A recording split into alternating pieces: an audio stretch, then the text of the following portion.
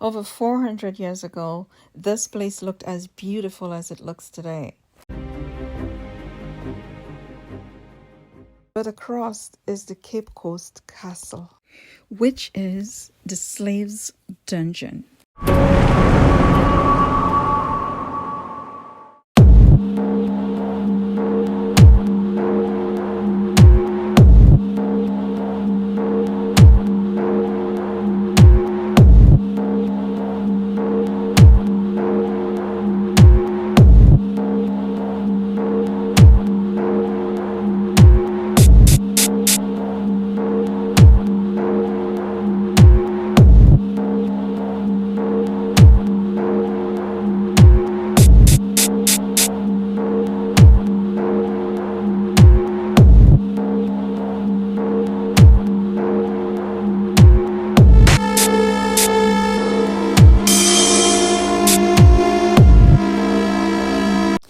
Cape Coast Castle is located in the eastern region of Ghana and is over 300 years old.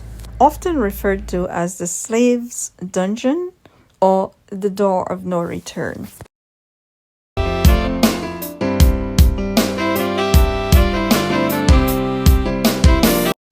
Before we get into the castle, let's take a look at the outside of the castle. And this is how it looked hundreds of years ago when the slaves were kept in here.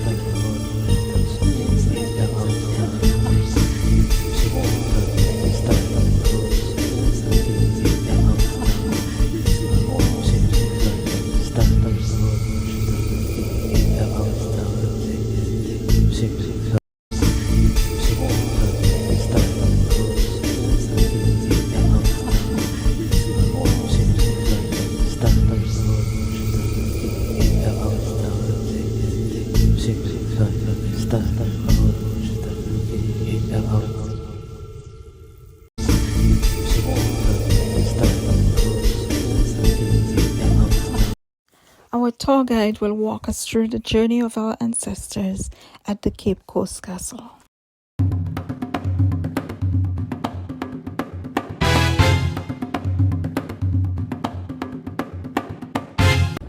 Ladies, I welcome you all to Cape Coast Castle. My name is Tony.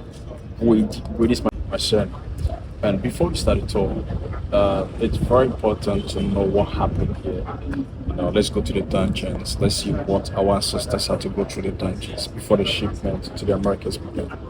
Now, this slave castle, as you see today, is actually 357 years old, and it was built in stages from the Portuguese to the Swedish, Danish, Dutch before the British.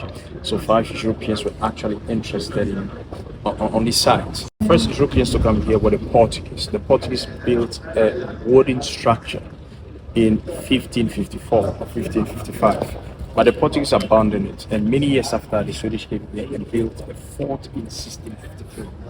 The Swedish decided to name the fort Carolsborg, but the Swedish were defeated by the Danish, and the Danish were also conquered by the Dutch in 1661. It was around 1664 that the British took over. The British finalized the structure.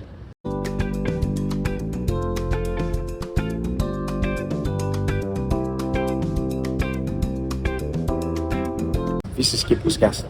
Cape Coast Castle was built by the British in 1664, and it is 357 years old.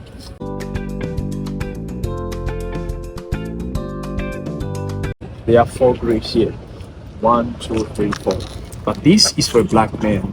The other 3 graves they are for Europeans. Now, the black man who was buried here was not a slave. Not every African was a slave. No. Some of the Africans worked for the British. And one of the Africans who worked for the British here was the father of this man. This father is called Obrepon Kojo. When you say Obrepon in a native language, it means a privileged person, a wealthy African person. But this man's father was an African slave trader. His name is Obriponkojo.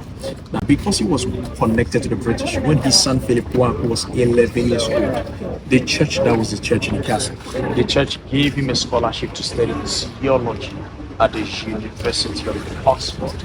He was the first African to be ordained as an Anglican priest. He was born in 1741. He died in 1816 at the age of 75 years old. And none of them are for Africans, they are all for Europeans. The first grave is for one of the British governors. His name is Captain George Maclean. Maclean was the governor of Cape Coast Castle from 1830 until 1843. He actually aided the British to establish their colonial rule here. Cape Coast Castle, as you see today, from 1665 to 1877, was the seat of the British authority. Maclean was born in 1801. He died in 1847. At the age of 46, malaria killed him. And that's his wife's grave. Her name is Letitia Elizabeth Lendon. She came here in order to visit her husband. But 2 months after she arrived, she was found dead in the bedroom of the governor. Now, the cause of her death is debatable. The rumors was that she could have completed suicide after she found out that the husband was cheating on her with a black woman. But the others who claim that it could be the black mistress who killed her. She died at the age of 36, happened in the bedroom of the governor.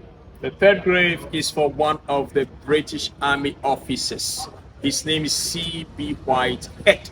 We do not know what killed him. He died at the age of 38 in 1812. Let's see the Mill Dungeon.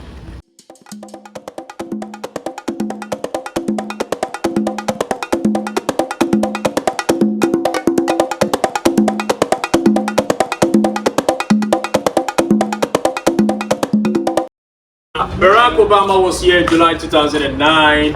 One of the major reasons why Barack Obama visited Cape Coast Castle with his family was because his wife, Michelle Obama, believed that her ancestors were through Cape Coast. So they came here in July 2009 in order to honor the ancestors who died in the dungeons. Now, this is a plaque. Let's see the plaque. It's very important also. I'm just reading out loud. In everlasting memory of the anguish of our ancestors, may those who died rest in peace. May those who return find their roots. May humanity never again perpetuate such injustice against humanity. We the living vow to uphold this. So this served as a reminder to every one of us not to repeat what happened 400 years ago. And this was posted in 1992 during the first Panafest. And Panafest is a historical festival where the global African family come together to promote unity amongst African people, Pan-Africanism, and Africa as a continent itself. It was posted in 1992 by the National House of Chiefs and the National Government of Ghana as a sign of apology from the National House of Chiefs for the roles their predecessors played in the transatlantic slave trade. Never should we repeat what happened 500 or 400 years ago. Ladies, let's go to the Mill Dungeon, please.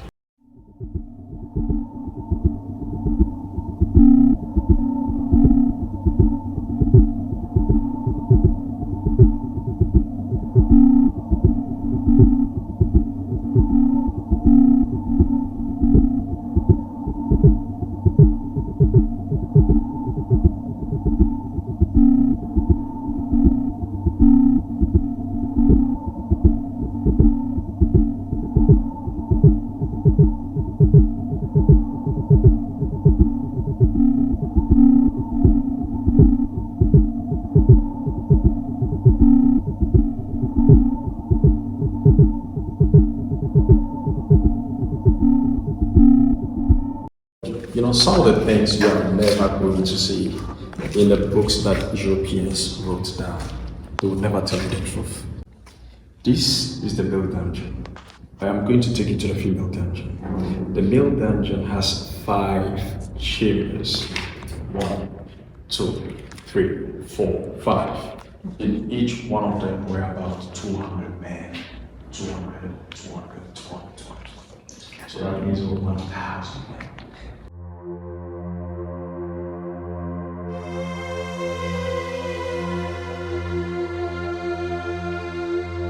but over 15% of the totality of the Africans who were held here died before the ships arrived. Now, for 200 men, that was the only source of fighting birth for them. There was a wide spread of diseases, malaria, cholera, diarrhea, cancer, yellow fever. You know what is shocking? On top of the mill dungeon, the British slavers being to the church. So that means that when the African men were here, struggling, dying, suffering, the British would wash it on top of them. We saw a lot of cockroaches here. So that means that when the African men were here, they had to deal with that also. I like to take you to the first chamber. Let me put the light out so you can see how the male dungeon looked like. See the darkness. Let's go.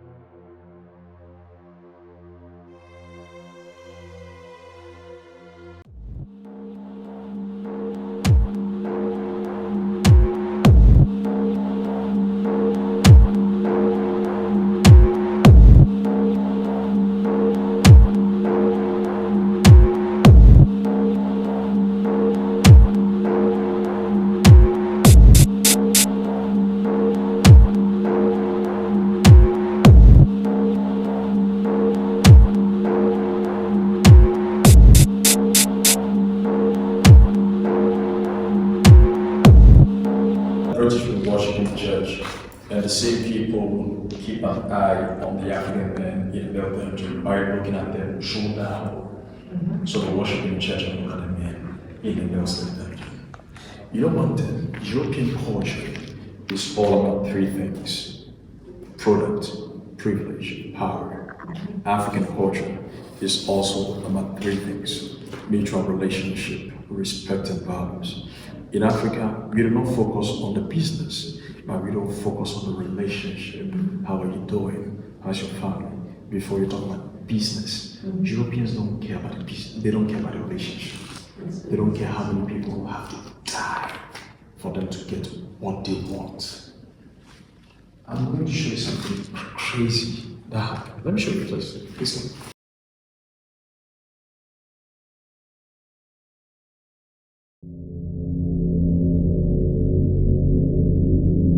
Look, you don't see these bricks. You see the bricks, right? Yeah. Now the original floor of the mill slave dungeon. Now these bricks that you see, the dark floor you see on top of the bricks was not here. Okay, we were supposed to be walking on bricks. We were supposed to be seeing bricks because the original floor of the mill dungeon are these bricks. Now because the African men were eating slavery, defecating, they had decomposition of feces, the kind of food that were eaten became this dark floor and covered all the bricks. So we are basically standing on the decomposition of DNA of our ancestors. This dark floor contains the DNA of our people.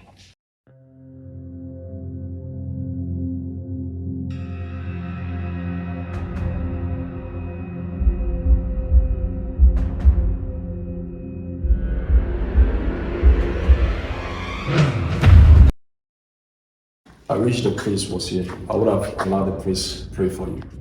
He's not here today. But let's come close. I need to interpret certain things here. Many men in this dungeon got very sick and weak. The British soldiers would put them there. And after they die, they'll just dump their bodies in the ocean. This is a shrine. There are 77 shrines in Cape Coast. But amongst the 77 shrines, this one is the head or the leader shrine. The name of the shrine is Nana Tab. But this shrine was established in the dungeon after the abolition. So this wasn't here when the 1,000 men were here. There used to be a big tunnel. All the 1,000 men in the mill dungeon were chained and shackled and forced through the tunnel to the door we call the door of no return. The door of no return was the final exit the Africans made to the ships. But this tunnel was sealed off. in 1834 to officially mark the abolition of the transatlantic slave trade. Now, the rich there were led here by the Africans in the diaspora in order to pay respect to the ancestors who died here in the Middle Belgium.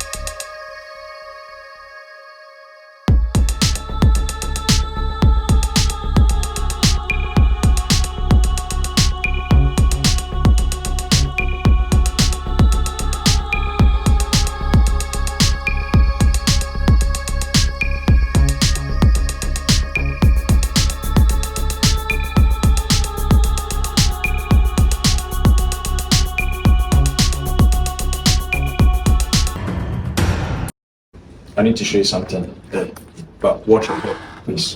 Please come with me.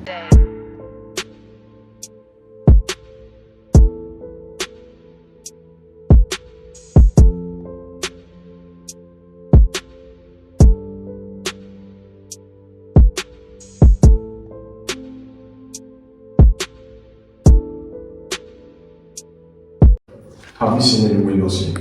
No. No. There were 3 doors working. The first door, the second door, the third. We've already been to the Middle Dungeon. In the Middle Dungeon, I did mention of 1,000 men. But there were many African men in the Middle Dungeon who fought back. All the men in the Middle Dungeon who fought back were brought here to die. So we call this cell the male condemned cell. No windows, no food, no air, no light, no light. Till they all die. Listen. I'm going to do something for you, okay? I'm going to let all of you light candles here. It's very important. I've done this for about 200 African diaspora who come here. Look, the reason why we light candles is because our ancestors didn't have light.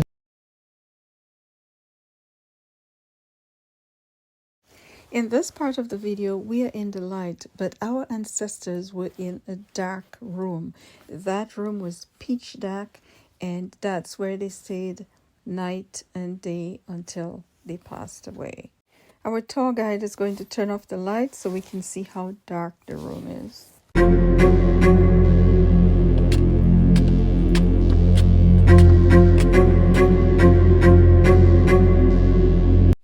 Before moving on to the female dungeon, we'll take a look at the slave master's living area, the bedrooms, the living room.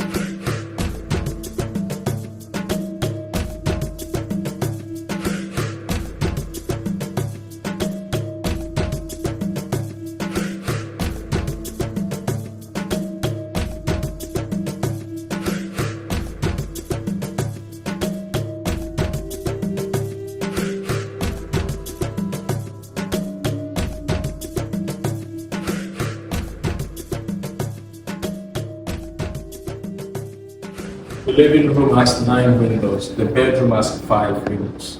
So there are 14 windows for just one person. The air is fresh, the views are beautiful. Can you feel it? So this is where the governor lived. See the difference? Let me show you where Elmina is located, Elmina Castle. Look across the ocean. You see the peninsula there. Across the ocean, you see there's a different location, a different place. That's Elmina.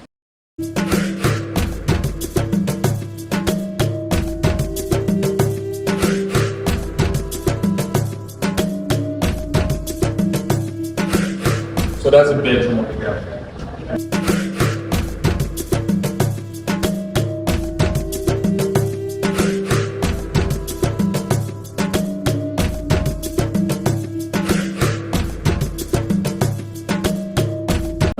They were living comfortably.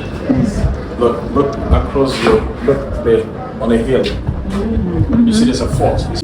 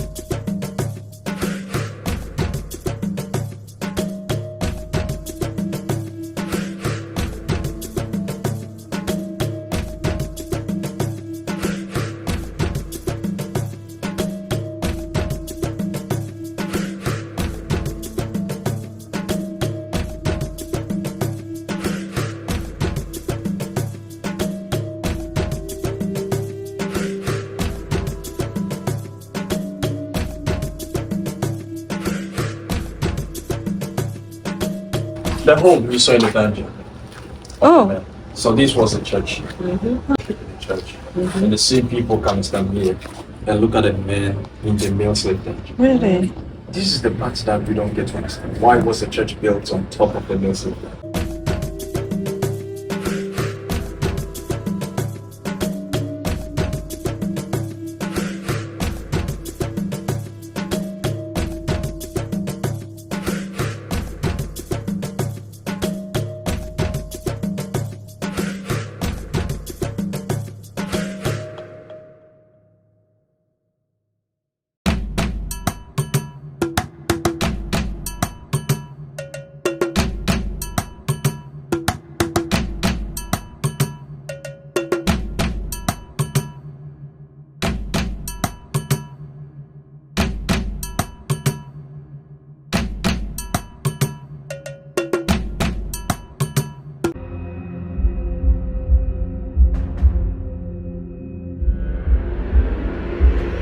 Remember the tunnel? The tunnel that starts in the middle dungeon. Over there, in the dungeon. I said also a tunnel where we saw the shrine. So the British would change the African place and force them through the tunnel to the Gulf of Tonga. And this part, be careful, your phones or glasses. And this part of the tunnel is not the exit, but this is a security post where the British would stand with guns and urge them to walk through the tunnel. Soldiers will stand here and urge them, they'll tell them to keep walking through the tunnel. So we go to the exit. Now this part of the tunnel is deep. If you want to have a look, you watch your head, you take a step like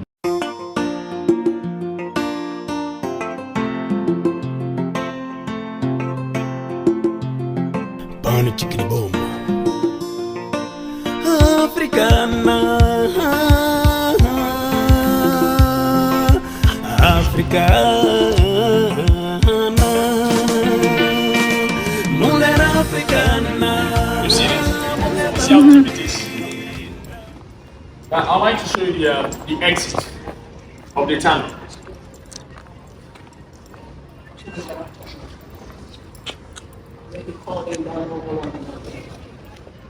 So the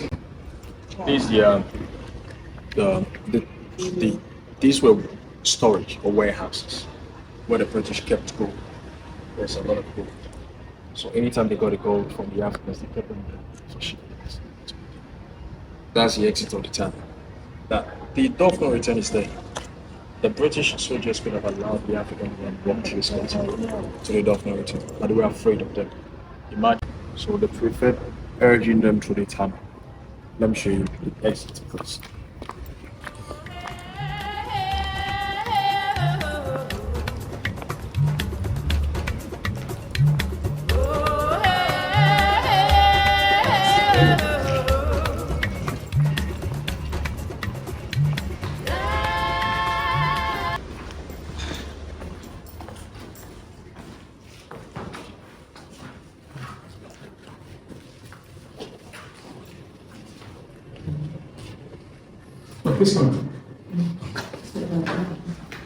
So this is the exit. The exit of the tunnel. The tunnel ends here. But from where we are standing, we were supposed to be seeing the male dungeon. So they brought the African men here. But there used to be a door here. A very small door, right here. We call it the door of no return. The British soldiers would chain the African men, bring them here, force them to this door, put them onto the ships and ship them off to the Americas. But this door was sealed off. The reason why this door was sealed off was because the sea waves were entering. So the British blocked it off completely. But after this door was sealed off, the tunnel was opened. That became the exit of the tunnel. And that exit leads to the other door of no return, which is closer to the field of dungeons. That is what I'm taking it.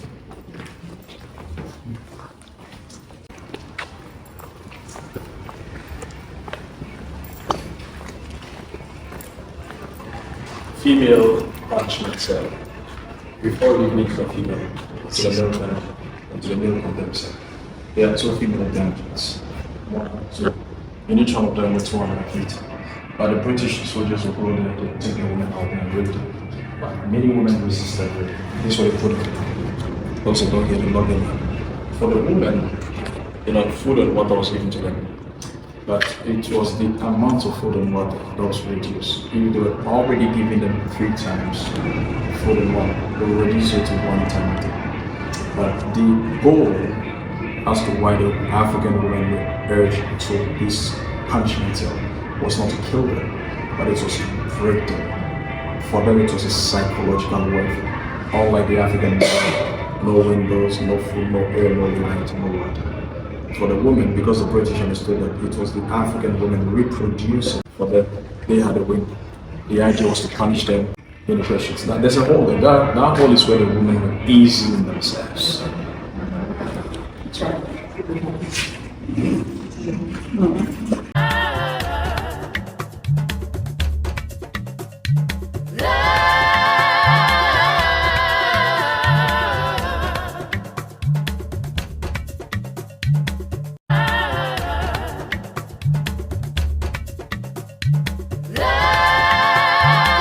So 250 women here and 250 women there. So that is 500 people. These were the only source of light gender. But these holes you see have metals within that, metal mass. The women were half naked, they were very vulnerable, but they still fought back. Those who fought back were held in punishment. But the British soldiers would come and force them to go because when the African women got pregnant, all those who got pregnant were taken houseless. As black people, let's come together. We've been victims of this and we're still victims of this. It's still going on. As a people, let's come together, let's educate the next generation so we do not repeat the same mistakes. I do appreciate your cooperation. My name again is Anthony Lady. Thank you very much for cooperation and I really appreciate it. Thank you. Thank you very much.